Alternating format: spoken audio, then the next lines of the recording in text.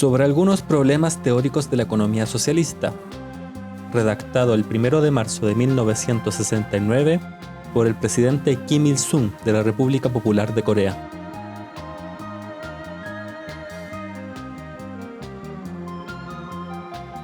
A través del Departamento de Ciencias y Enseñanzas del Comité Central del Partido, me hicieron llegar, en abril de 1968, unas preguntas de los teóricos sobre algunos problemas relacionados con la teoría de la economía socialista.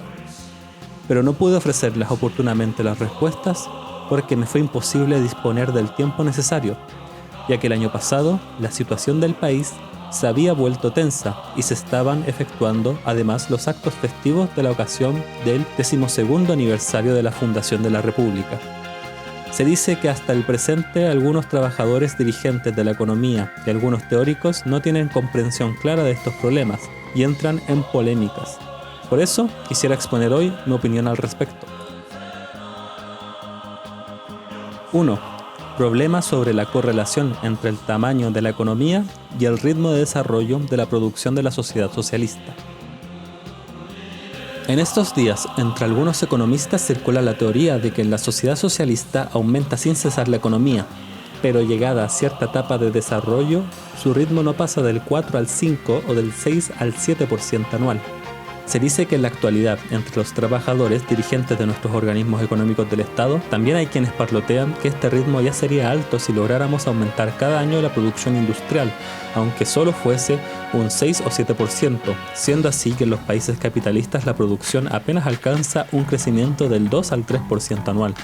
Ellos toman como argumento de tal planteamiento el hecho de que en el periodo de la reconstrucción, las reservas de aumento de la producción merman en comparación con el de la restauración y que por eso disminuye la posibilidad de aumentar más la producción a medida que se desarrolla la economía y se agranda su tamaño. Dicho en otra forma, cuanto más se desarrolla la industria, tanto más se disminuyen gradualmente las reservas y desciende el ritmo del crecimiento de la producción. Dicen que también en nuestro país existían muchas reservas en el periodo de la restauración de posguerra, pero que hoy, cuando ya se han echado los cimientos de la industrialización socialista y entramos en el periodo de la reconstrucción técnica total de la economía nacional, no se puede aumentar continuamente y a gran velocidad la producción debido a la escasez de las reservas. Los que piensan así son personas que no se dan cuenta de la verdadera superioridad del sistema económico socialista o no quieren verla. La sociedad socialista tiene posibilidades ilimitadas que permiten desarrollar sin cesar la economía a una velocidad tan alta que ni siquiera se puede imaginar en la sociedad capitalista. Y estas posibilidades se agrandan más a medida que avanza la construcción socialista y se consolida la base de la economía. En la sociedad capitalista, la producción no puede desarrollarse de modo incesante, porque el proceso de reproducción se interrumpe cíclicamente y una gran cantidad de trabajo social se despilfarra debido a las crisis de superproducción. Pero en la sociedad socialista se pueden utilizar del modo más racional todos los recursos de mano de obra y las riquezas naturales del país y elevar continuamente la producción en forma planificada. Esas posibilidades para el aumento de la producción se multiplican a medida que el equilibrio entre las ramas de la economía nacional se hace más racional y la economía del país se organiza mejor, gracias a que la dictadura del proletariado se fortalece en sus funciones de organizador económico del Estado y se eleva el nivel de administración y manejo económico de los funcionarios.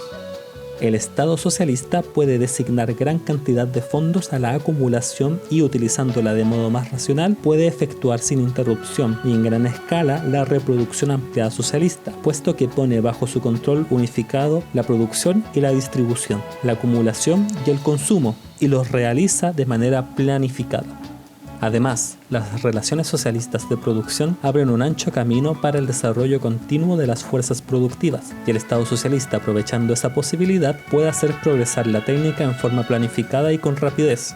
Sustituir las viejas técnicas por las nuevas y estas por otras más nuevas, mecanizar el trabajo manual, convertir sin cesar la mecanización en semiautomatización y esta en automatización, es un proceso legítimo de la construcción del socialismo y el comunismo. Es una verdad evidente que en la sociedad socialista la productividad del trabajo aumenta sin conocer fin y la producción se desarrolla a gran velocidad a medida que progresa con rapidez la técnica. El factor decisivo que impulsa vigorosamente el desarrollo de las fuerzas productivas en la sociedad socialista es el alto entusiasmo revolucionario de los hombres. La superioridad esencial del régimen socialista consiste en que los trabajadores emancipados de la explotación y la opresión laboran con entusiasmo consciente e iniciativa creadora por la patria y el pueblo, por la sociedad y la colectividad y por su propia felicidad.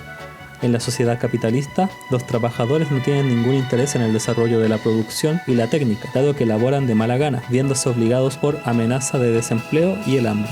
Pero en la sociedad socialista, los trabajadores realizan con celo su labor para desarrollar la producción, y es porque son profundamente conscientes de que el resultado de su trabajo redunda en bien para ellos mismos, su pueblo y su patria.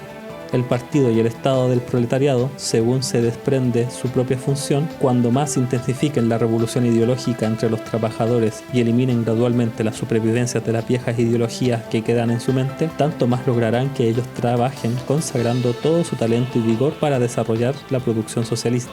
De esta manera, se registrará un progreso y una innovación continua en todos los campos de la administración económica, en la organización de la producción y el trabajo y en el desarrollo de la técnica. Todo esto prueba que es totalmente incierta la teoría según la cual en la sociedad socialista disminuyen gradualmente las reservas para el aumento de la producción y de que no se puede elevar continuamente la producción a gran velocidad a medida que la economía progresa y crece en tamaño. Asimismo, la experiencia práctica de la construcción socialista en nuestro país demuestra claramente lo incorrecta que es esa teoría. Vamos a hablar primeramente de los hechos ocurridos cuando cumplíamos el plan quinquenal. En aquel tiempo, los miembros de nuestro partido y los trabajadores restauraron en lo fundamental la economía destruida y estabilizaron también la vida del pueblo después de haber realizado con éxito el plan trienal de la economía nacional.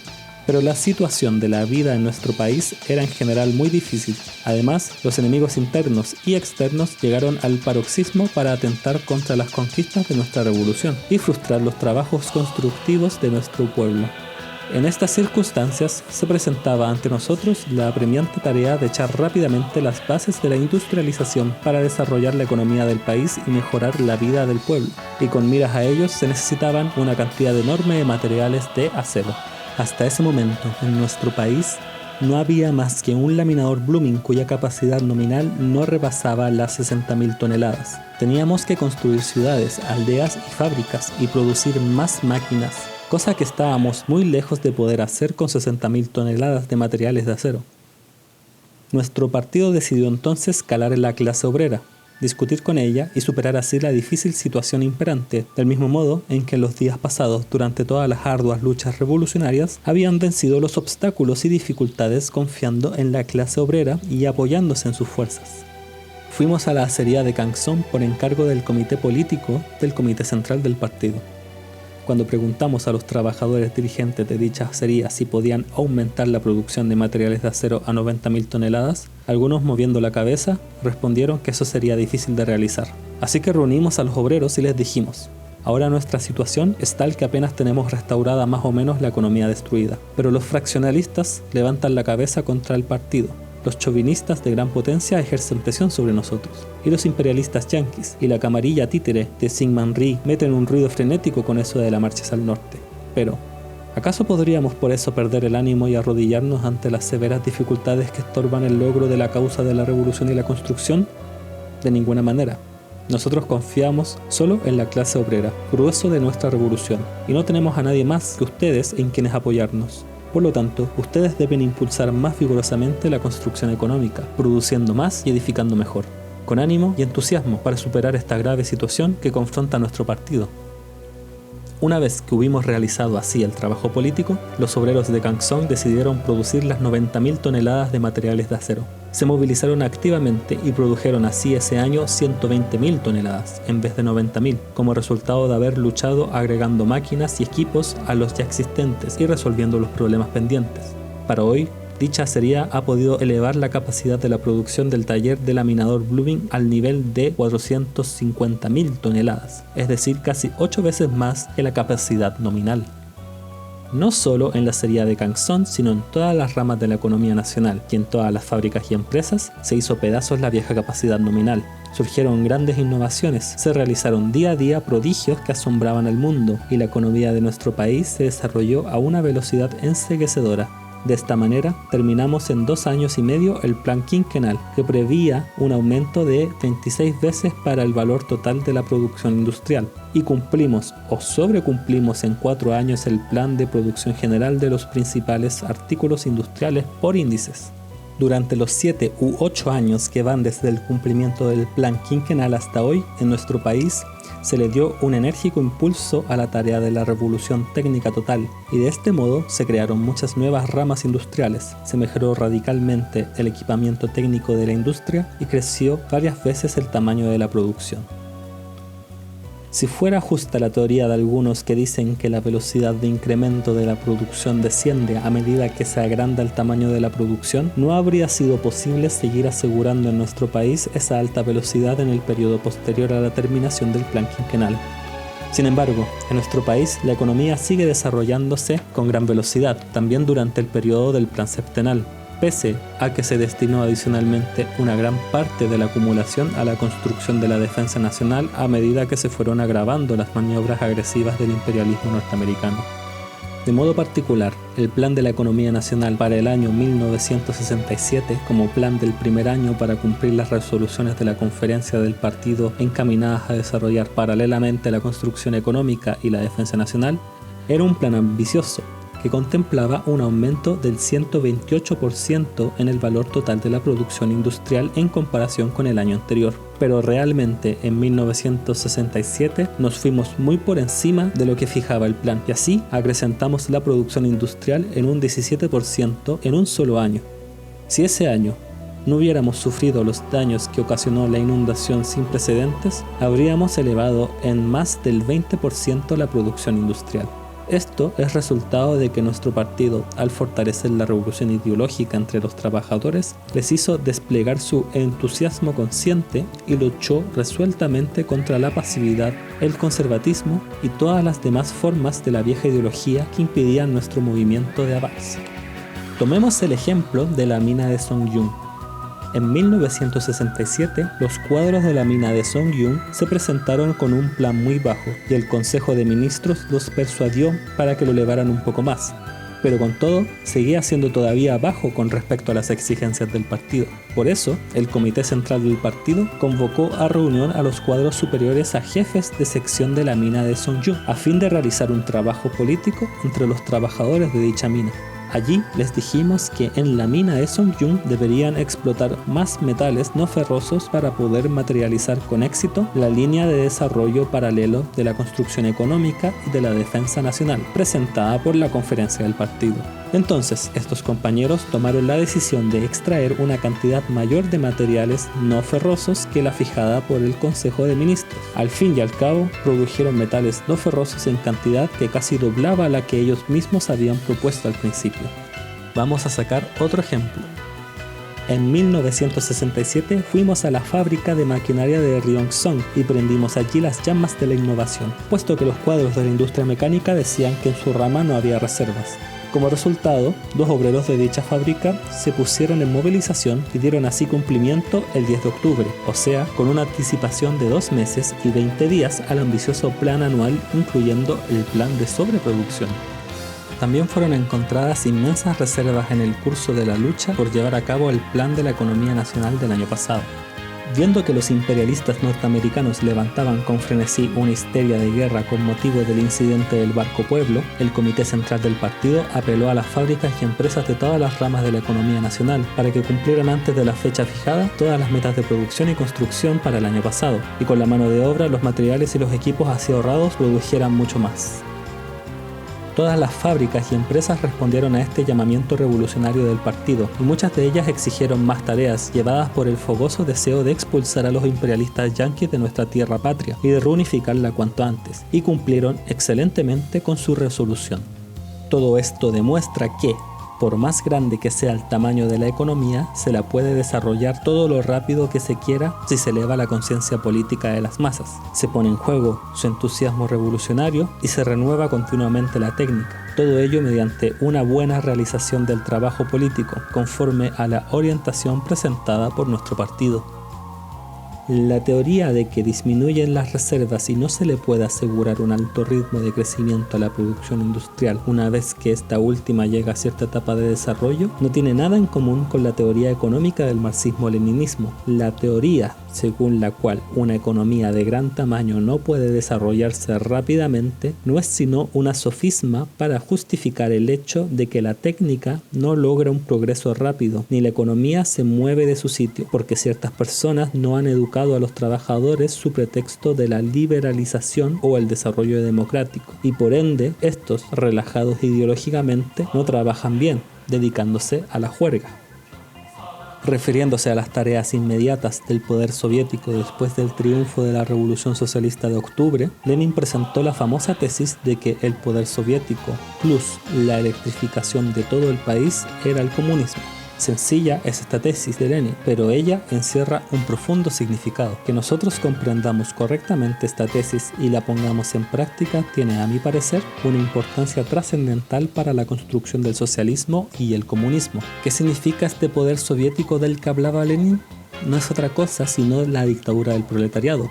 Es por esta razón que el Estado de la clase obrera debe proseguir la lucha de clases y realizar la revolución ideológica y cultural para de este modo transformar la conciencia de las personas y elevar su nivel técnico y cultural, así como debe cumplir la tarea de proletarizar y revolucionar a toda la sociedad.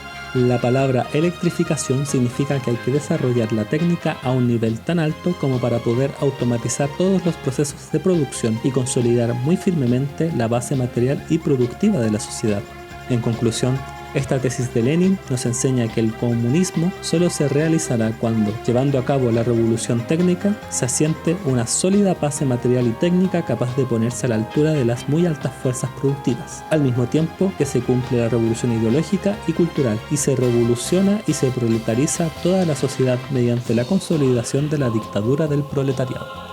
Si se descuida una de estas dos cosas, la dictadura del proletariado o la revolución técnica de que hablará Lenin, no es posible desarrollar ininterrumpidamente la economía socialista a un alto ritmo, ni construir a la larga la sociedad comunista.